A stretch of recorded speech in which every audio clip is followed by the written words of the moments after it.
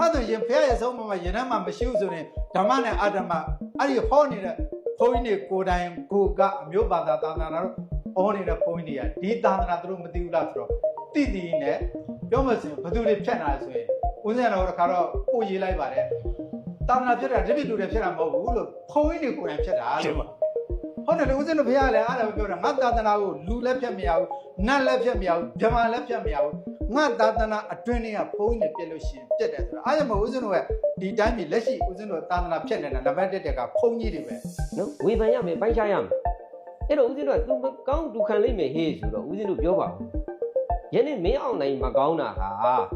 तू မကောင်း तू ခံတာသူ့ကိုမိပြီးတော့ဦးဇင်းတို့တန်နိုင်ငံလုံးဘာဖြစ်ကုန်ကြလဲအကုန်လုံးဒုက္ခရောက်ပါတယ်အကုန်လုံးဒုက္ခရောက်ကုန်ကြတာတင်ပါဗျာဦးဇင်းတို့ကလိလူရှုပြီးနေရင်နဲ့ခုနပြောခဲ့တဲ့ virus ပိုးတွေကဘာဖြစ်လာပွားလာတယ်ဗျာပွားလာတာကြီးလာရင်သူ့ရဲ့တံကိုခံရတာတင်ပါဗျာဒါကြောင့်မလို့ COVID-19 တုန်းကဦးဇင်းတို့ကယောဂပိုးဖြစ်တဲ့လူဘာလို့ စိတ်ထားတီချာခွဲခါရသူ့ရဲ့ယောဂပိုးတွေကူးမှဆိုလို့ဟုတ်တယ်မလားတင်ပါသူမကောင်းသူခံလိုက်မယ်ဆိုရင်လွတ်ထားရင်အဲ့ဒီပိုးတွေအကုန်လုံးဦးဇင်းတို့ပြန့်လာမှာပေါ့တနိုင်ငံလုံးပြန့်တော့ဟုတ်တယ်မလားတင်ပါဒါကြောင့်မလို့ဗုဒ္ဓဟာအဲ့ဒီမကောင်းတဲ့စိတ်တွေမကောင်းတဲ့ဥစ္စာတွေကိုပြန့်မှာဆိုလို့ဘာလို့တာအင်အားရှိတော်မှာဆိုလို့အတေဝနာစဘာလနန်ဆိုတာမထည့်ထားဘူးလားထည့်လာပါတယ်ဗျာအဲ့တော့အတေဝနာစဘာလနန်ဟေ့ဆိုတာခိုးနေတာလေးတစ်ခုတည်းတွားကြည့်လို့မရဘူးလေဘုန်းကြီးကိုယ်တိုင်လည်းပဲဘာလနာမဖြစ်ဘူးလားဖြစ်တယ်ဗျာဖြစ်တာပေါ့ဒါကြောင့်မလို့အဇာတတက်ကိုမြောက်ပေးတဲ့ဒေဝရဟာဘုန်းကြီးလားလူလားဘုန်းကြီးပါဗျာဘုန်းကြီးပဲသူတိုင်းပြည်တွေဝင်ရှုပ်ပြီးဟုတ်တယ်မလားဖခင်ဘယင်ကိုတောင်တတ်ခိုင်းတာပဲတင်ပါအခုလည်းပဲတီတူတို့ကခုနပြောခဲ့တဲ့ပလင်ကြီးပေါ်မှာတော့သူတို့ကိုယ်တိုင်ကအတေဝနာစဘာလနန်လို့ခေါ်တယ်ပြီးရောလူမိုက်စစ်လူယုံမှစစ်တိုင်းပြည်ကြီးကိုတတ်တယ်ဖြတ်တယ်ခိုးတယ်မတရားလုပ်နေကြတယ်မင်းအောင်နိုင်လို့ဆိုးဝင်းလို့အုပ်စုနဲ့တွားပေါင်းနေကြတယ်မှန်ပါဗျာတပိတော့ထွေထူးမိတ်ဆက်စရာတော့မလိုပါဘူးထင်ပါတယ်ဗျာတပိတော့ကတော့အလုပ်ပညာရှင်တယောက်ဖြစ်တယ်လူရှင်တော်လည်းလူရှင်တော်ပေါ့တပိတော့သိကျင်တာလေးတော့ရှိပါတယ်ဗျာတပိတော့သိကျင်တာကတော့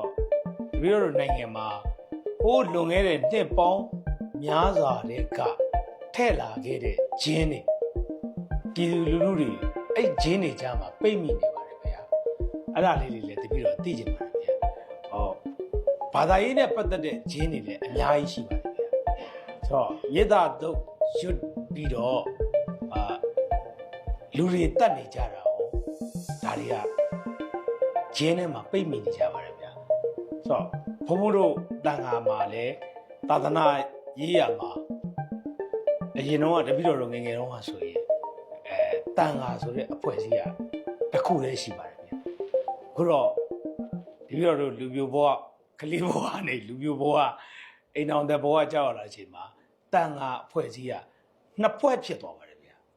နှစ်ဖွဲ့ဖြစ်သွားတဲ့အခါမှာဘာကြောင့်နှစ်ဖွဲ့ဖြစ်သွားရလဲဆိုတာလေးလည်းသိကြပါတယ်ဗျာဟုတ်ကဲ့ပါဟုတ်ကျေးဇူးပါကိုအောင်တော်ကြီးဦးဇင်းတို့ရဲ့တိုင်းပြည်မှာတော့ပြောမယ်ဟေ့ဆိုရင်တော့ဒါအင်မတန်မှရှည်လျားပါတယ်နော်တမိုင်းကြီးကိုပြန်ကြည့်မယ်ဟေ့ဆိုရင်လေဦးဇင်းတို့ကကျင်းထည့်ထားတဲ့တမိုင်းကြီးကနဲတာမဟုတ်ဘူးလေနော်တင်ပါဗျာဦးဇင်းတို့အခုဒီရွှေဆက်တော်ဟေ့ဆိုရင်လေဘုရားခြေတော်ရာဆိုပြီးတော့ဒါကျင်းထည့်ထားတယ်နော်ဒါတွေကတကယ်ပြန်ကြည့်တတ်မအောင်ဦးဇင်းတို့ရဲ့ဘုရားဟ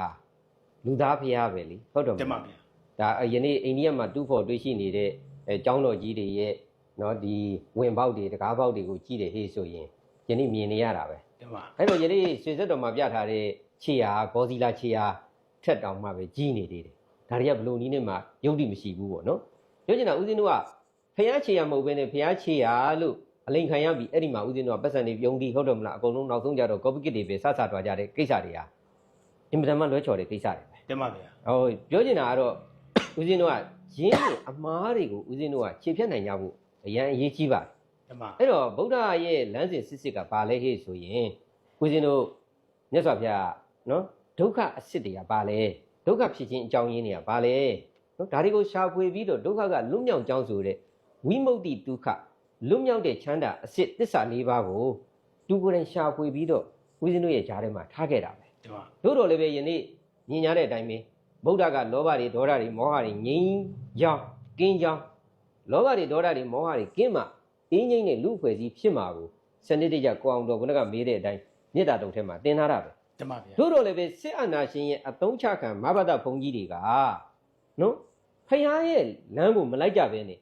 စစ်အာဏာရှင်ရဲ့အသုံးချလမ်းကိုသွားကြတယ်တမ အဲ့ဒီမှာမြင်တဲ့အတိုင်းပဲလေဗုဒ္ဓကဘာပြောလဲမေတ္တာတုတ်ထဲမှာနော်ဘယ်နဲ့ပြောလဲဗျာရောတနာပရိကတင်ညာနေညမညတဒုက္ခမိစေယတမဗျာဒါဘုန်းကြီးတိုင်းဒီပါဠိကိုရွတ်နေကြတာပဲနေညမညဒုက္ခမိစေယဟေ့ဆိုတာအညမညဆိုတာအချင်းချင်းလေအချင်းချင်းဆိုတော့မိသားစုအချင်းချင်းမိတ်ဆွေတွေအချင်းချင်းဦးဇင်းတို့နိုင်ငံသူနိုင်ငံသားအချင်းချင်းဦးဇင်းတို့လူမျိုးအချင်းချင်း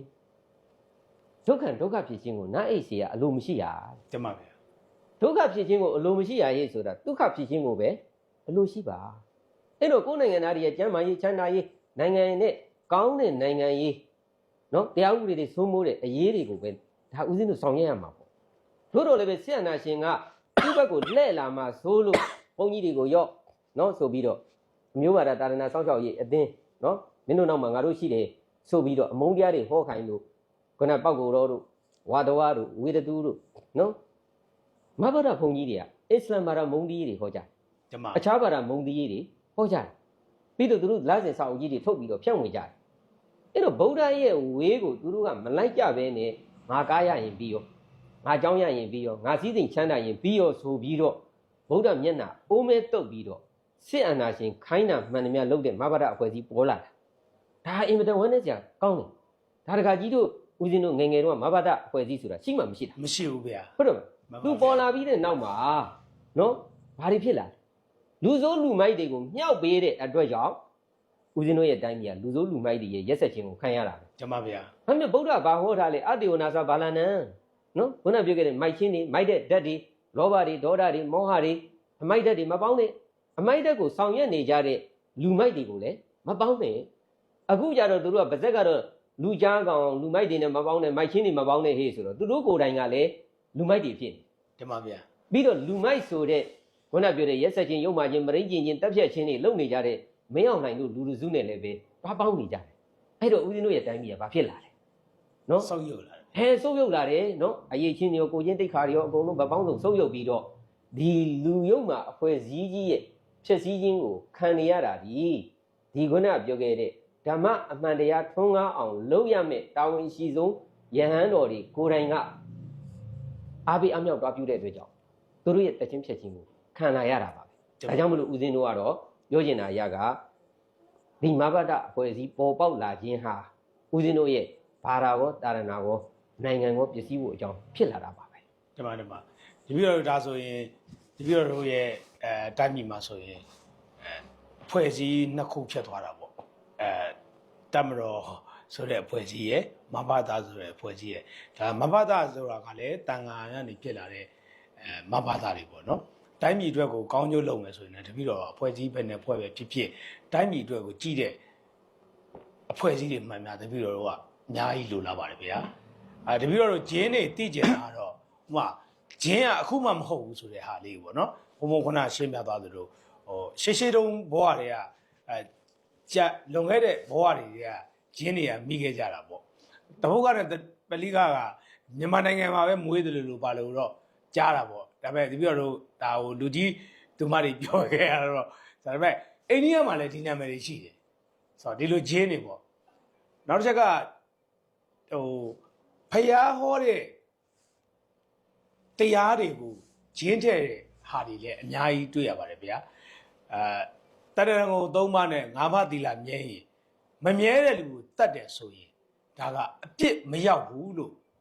့ဆရာတော်တစ်ပါးပေါ့ထားလိုက်ပါတော့သူကဟောထားတာရှိပါတယ်ဆိုတော့ဒါမျိုးကြတော့ရောအာဟုတုမဖြစ်ဘူးလားဗျာအဲ့ဒါပြောမှဆိုရင်အဲ့ဒီတရားတော့ဒါတိတကူဟောတာပဲတိတကူဆရာတော်ကြီးဒါ तू ကတိတိနဲ့ဒါတက်တက်မဲ့ကျင်းတဲ့တာအဲ့ဒီဥစ္စာတွေကဟိုတိရိလင်္ကာကဆင်းသက်လာတဲ့ဟာတွေရှင်းဒါဘုရားဟောခဲ့တဲ့ဟာတွေမဟုတ်ဘူးဦးဇင်းတို့ပြောမှဆိုရင်